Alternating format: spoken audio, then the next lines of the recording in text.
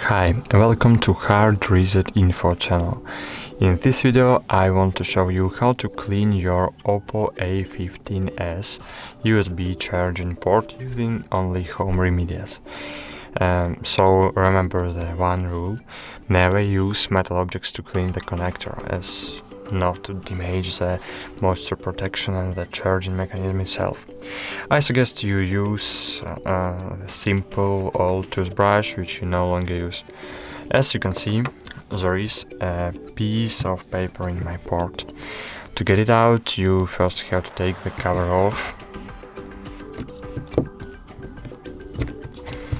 and take a toothbrush in your hand. Then gently insert one part of the toothbrush into the USB port and try to gently pry the piece of paper out. So put the one part of toothbrush in your port and gently pry out this piece of paper. So great! Thanks for watching, like this video and subscribe our channel, and see you soon again.